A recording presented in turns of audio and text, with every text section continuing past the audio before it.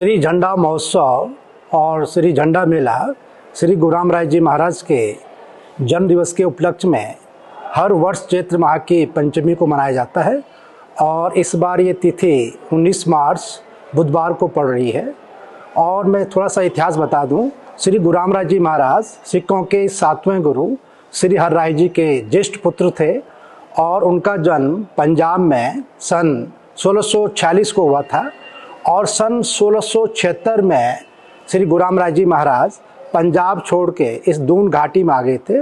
यहाँ पे उन्होंने अपना डेरा डाला और इसी कारण इसका नाम कालांतर में देहरादून पड़ा। तो श्री गुरु रामराय जी महाराज को देहरादून का संस्थापक भी कहा जाता है और उनके जन्म दिवस के उपलक्ष्य में एक बहुत बड़ा समारोह यहाँ पे होता है। उन्होंने जो धर्म ध्वजा यहाँ पे सन 1676 में स्थापित की थी, उसी स्थान पर विशाल का झंडारोहण होता है। जो ये झंडारोहण होता है ये और झंडों से थोड़ा सा अलग होता है। जो ध्वज दंड है ये साल के वृक्ष से बनाया जाता है और इसकी लंबाई लगभग 90 फुट होती है और इसकी एक निश्चित माप होता है। जो नीचे सबसे इसका बॉटम होता है ये 32 इंच का होता है और ये 32 इंच लंबाई 50 फुट तक ऐसी रहती है। उसके बाद हर 10 फुट पर 2 इंच कम होती है और जो इसका सबसे ऊपरी भाग रहता है इसकी गोलाई 5 इंच होती है। इस पर संगतें जो हैं रंगीन वस्त्रों का आवरण चढ़ाती हैं जिनको गिलाफ कहते हैं। ये 3 तरह के होते हैं। सबसे अंदर जो है सादे गिलाफ चढ़ते हैं और इनकी संख्या 41 होती है। उसके बाद अंदर के जो इसके अंदर का जो गिलाफ होता है उनको सनील का गिलाफ कहते हैं, इनकी संख्या 21 होती है। जो सबसे भारी आवरण वस्त्रों का होता है रंगीन आवरण, ये मलमल का कपड़ा होता है और इसको दसनी गिलाफ कहते हैं, ये संख्या में 1 चढ़ता है। ये गिलाफ वस्त्रों का आवरण उन संगतों द्वारा चढ़ाया जाता है जिनकी मनोकामना पूर्ण होती है या जो कुछ मन्नतें यहाँ पे मांगते हैं। और जो दसनी गिलाफ चढ़ाने का इस बार का परम सौभाग्य हमारे नवा शहर पंजाब के सेवक 2 भाई हैं, श्री राजेंद्रपाल जी और श्री सतनाम जी। उनको लगभग 100 साल बाद जो है ये अवसर मिला है। उनके दादाजी ने उनके लिए अपने पोतों के लिए मन्नत मांगी थी जो पूरी हुई, तो उस खुशी में वो इस बार दसनी गिलाफ चढ़ाएंगे। तो ऐसी मान्यता है कि जो भी दरबार साहिब में आस्था के साथ भक्ति भावना के साथ मत्था टेकता है, गुरु महाराज उसकी हर मनोकामना को पूर्ण करते हैं। झंडारोहण का जो मुख्य आकर्षण है, दरबार साहिब का जो पश्चिमी द्वार है वहाँ पे एक चबूतरा है, तो वहाँ पे ध्वज दंड को फहराया जाता है। और जैसे मैंने अभी शुरू में कहा कि ध्वज दंड पे जो है 3 तरह के वस्त्रों का आवरण चढ़ता है और ये संगतों द्वारा चढ़ाया जाता है। तो सबसे पहले सुबह पूजा अर्चना के बाद हमारे दरबार साहिब के जो राज पुरोहित हैं, वो जो वर्तमान में स्थित झंडे जी हैं, उनको उतारा जाता है, उसका अवरोहण होता है और जो उस पर वस्त्रों का आवरण होता है उसको संगतें जो हैं प्रसाद के रूप में ग्रहण करती है। और इस बार नए झंडे जी चढ़ाए जाएंगे जो अभी हमने जो हमारा भंडारी बाग बॉम्बे बाग स्कूल है वहाँ पे रखा है और 16 मार्च को सुबह 7:30 बजे संगतें बड़े आदर पूर्वक इस नए झंडे जी को दरबार परिसर में लाएंगे। तो सुबह पूजा अर्चना के बाद इसको पंचामृत और गंगा जल से इसका स्नान कराया जाएगा। उसके बाद इस पर जो है फिर नए गिलाफ चढ़ाए जाएंगे और 1 बजे से लेकर और 3 बजे तक जो है ये पूरी प्रक्रिया चलेगी। उसके बाद झंडे जी को अंतिम रूप दिया जाएगा और शाम 4 से और 5 बजे के बीच जो है नया ध्वज दंड जो है अपने स्थान पर फहराया जाएगा। तो इस अवसर पर बहुत सारी संगतें, लाखों की संख्या में हमारी संगतें दरबार परिसर में आती हैं, सेवा करती है और गुरु महाराज के दरबार में मत्था टेकती है। और ऐसा अटूट हम सबका विश्वास है कि जो भी दरबार साहिब में आता है उसकी हर मनोकामना पूर्ण होती है। और इसके लिए हमने पूरी तैयारियां कर ली हैं। सबसे जो महत्वपूर्ण तैयारी होती है कि इतनी लाखों की संख्या में जो हमारे देश के विभिन्न राज्यों से और विदेशों से भी हमारे एनआरआई आते हैं, उनके लिए ठहरने की, रहने की व्यवस्था और लंगर की व्यवस्था, भोजन की व्यवस्था और टॉयलेट्स, वॉशरूम, पानी की व्यवस्था, तो सब अच्छी व्यवस्था जो है हमारे दरबार में हमने कर ली है।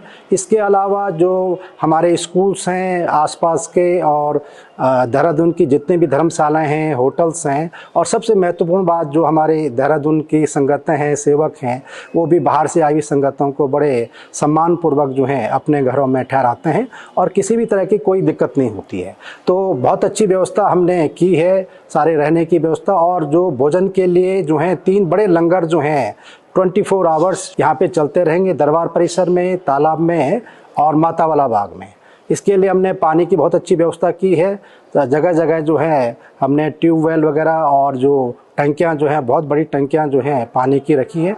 और इस संदर्भ में संगत से विनती भी करना चाहूँगा कि जैसे पानी की बड़ी समस्या है, कमी है, तो पानी का बहुत ही उचित उपयोग करें और जो ज़रूरी हो उतना ही प्रयोग करें। उसके अलावा साफ़ सफाई का, स्वच्छता का जो है विशेष ध्यान रखें।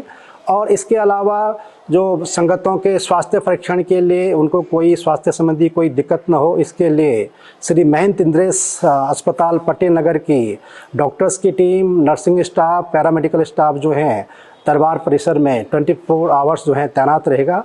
उनकी जांच करेंगे और स्वास्थ्य के बारे में जागरूकता अभियान भी चलेगा। इसके अलावा ब्लड डोनेशन, रक्तदान शिविर भी यहाँ पे संगत के लिए हम आयोजित करेंगे। सुरक्षा के लिए जो है हमें पुलिस प्रशासन का पूरा सहयोग मिलता है।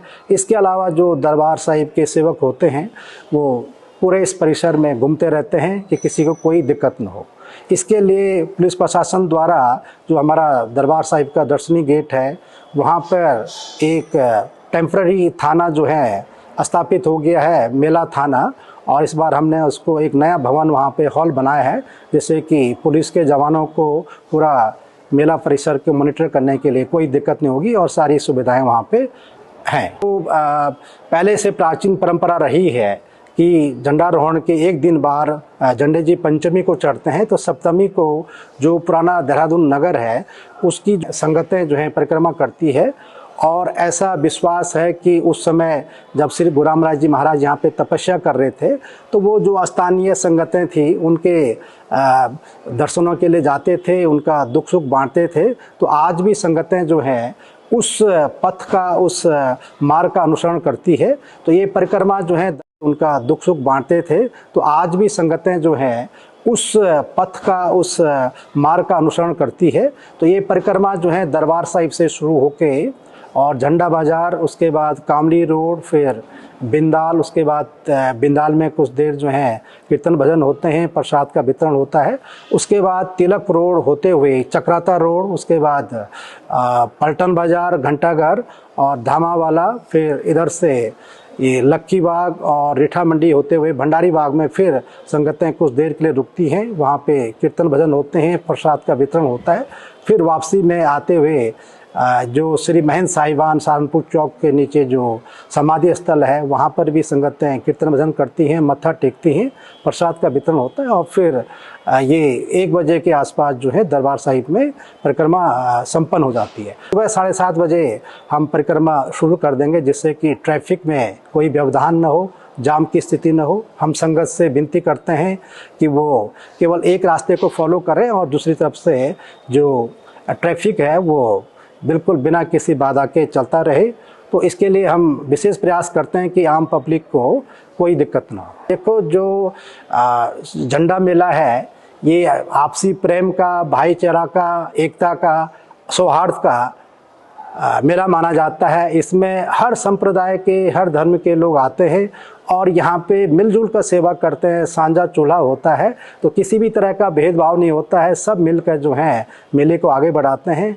और ऐसी मान्यता है कि जो भी गुरु महाराज के दरबार में आस्था के साथ, भक्ति भाव के साथ मत्था टेकता है, गुरु महाराज ने हमेशा उसकी झोली को भरा है। और यही कारण है कि 400 साल जो हैं गुरु महाराज को यहाँ पे आए हुए हो गए हैं। तब से लगातार जो है संगतों की संख्या बढ़ रही है और ये उत्सव, ये समारोह उसी निष्ठा के साथ, उसी उत्साह के साथ जो है मनाया जा रहा है।